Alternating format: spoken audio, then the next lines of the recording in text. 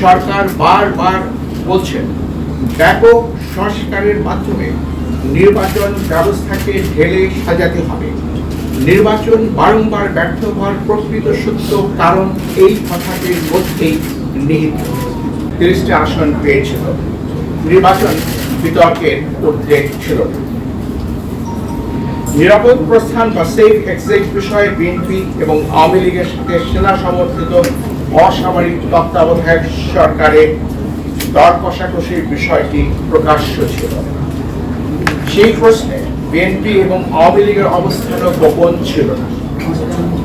2014, 2018 এবং 2024 সালের নির্বাচন সংবিধান মতে দলীয় সরকারের অধীনে হয়েছে।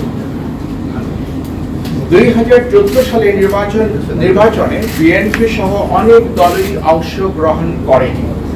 ফলে সেই নির্বাচন 2024 সালের অনুরূপ অন্তর্ভুক্তিমূলক তথা ইনক্লুসিভ ছিল। 2018 সালের নির্বাচনে বিএনপি অংশগ্রহণ করেছে, নির্বাচন ইনক্লুসিভ ছিল। বিএনপি আসন পেয়েছিল মাত্র 6টি, পক্ষান্তরে আওয়ামী লীগ পেয়েছিল 258টি। মন্তব্য নিষ্প্রয়োজন। 2024 সালের 7 জানুয়ারি দ্বাদশ জাতীয় সংসদ নির্বাচন হয়েছে বর্তমান নির্বাচন কমিশনের অধীনে বা ব্যবস্থাপনায়। 44টি নিবন্ধিত দলের মধ্যে 28টি দল নির্বাচনে অংশগ্রহণ করলে প্রধানতম বিরোধী দল বিএনপি ও সমমনা দলগুলো নির্বাচনে অংশগ্রহণ করে। নির্বাচন সেই অর্থে অন্তর্ভুক্তিমূলক হয়। কমিশন বিএনপি সহ সমমনা দলগুলোকে নির্বাচনে অংশগ্রহণের জন্য একাধিকবার আন্তরিকভাবে আহ্বান করা সত্ত্বেও তারা নির্বাচনে অংশগ্রহণ করেনি। নির্বাচনে অংশগ্রহণ করা বা না করার বিষয়টি একটি রাজনৈতিক দলের নিজস্ব বিষয়। নির্বাচন স্থগিত বা বাতিল করে দেওয়ার মতো কোনো সাংবিধানিক ভিত্তি ছিল না। সেই কারণে অনেকেই কমিশনকে দোষারোপ করছেন। নির্বাচন কখন, কি কারণে, কতদিনের জন্য স্থগিত করা যাবে তাও সংবিধানে সুস্পষ্টভাবে উল্লেখ করা আছে। অতীতে কখনোই কোনো নির্বাচন বাতিল করে দিয়ে কোনো কমিশন পদত্যাগ করেনি। সম্প্রতি ভেঙে দেওয়া সংসদের 299টি আসনে নির্বাচন প্রার্থীদের মধ্যে ব্যক্তিকেন্দ্রিক প্রতিযোগিতার মাধ্যমে হয়েছে, দলের মধ্যে নয়। 299টি আসনে 1969 জন প্রার্থী প্রতিদ্বন্দ্বিতা করেছেন। নির্বাচন নিষ্পন্ন করা অতিশয় কঠিন একটি কর্মযজ্ঞ। নির্বাচন গ্রহণযোগ্য না হওয়া সকল দোষ ও দায়-দায়িত্ব সকল সময় কেবল নির্বাচন কমিশনের উপর এককভাবে আরোপ করা হয়ে থাকে। একটি কমিশন না হয় অসৎ বা পক্ষপাতদুষ্ট হতে পারে, কিন্তু সকল সময় সকল কমিশনই অসৎ বা পক্ষপাতদুষ্ট হতে পারে। কমিশন বিভিন্ন কারণে নির্ভেজাল গ্রহণযোগ্য নির্বাচন করতে অক্ষম বা অসমর্থ হতে পারে।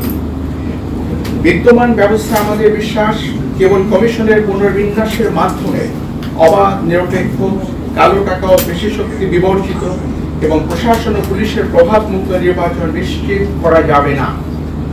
নির্বাচন পদ্ধতিতে দুর্ভেদ্য মৌলিক সংস্কার প্রয়োজন হবে।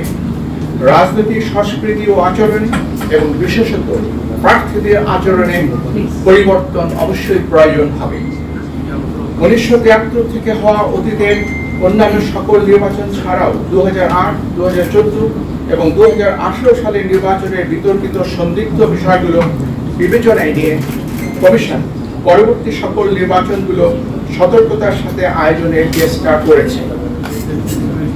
জাতীয় এবং স্থানীয় সরকারের বিভিন্ন স্তরের নির্বাচনে দিনের বেলায় ব্যালট পেপার প্রেরণ, কতিপয় উপনির্বাচনে ভিডিও পর্যবেক্ষণ, ইভিএম এর ব্যবহার, দেশের সকল জেলায় একই দিনে, তবে প্রতিটি জেলায় প্রশাসনিক সীমানার মধ্যে মাঝে 3 থেকে 5 দিন বিরতি দিয়ে 5 থেকে 6টি ধাপে নির্বাচন অনুষ্ঠান, সরকারি কর্মকর্তাদের ব্যাপকভাবে রদবদল ইত্যাদি গৃহীত ব্যবস্থা অবাধ ইত্যাদি গৃহীত ব্যবস্থা নির্বাচন অবাধ, নিরপেক্ষ ও সুশৃঙ্খল করতে অনেকটাই সহায়ক হয়েছিল। নির্বাচন মূলত একদলীয় হওয়ার কারণে রাষ্ট্রপতি বা সরকারিভাবে প্রভাবিত করার প্রয়োজন ছিল না। আমি স্পষ্ট করে বলছি, নির্বাচন যেহেতু একদলীয় ছিল, কাজে এই নির্বাচনকে সরকারিভাবে প্রভাবিত করার কোনো আবশ্যকতা কার্যত ছিল না।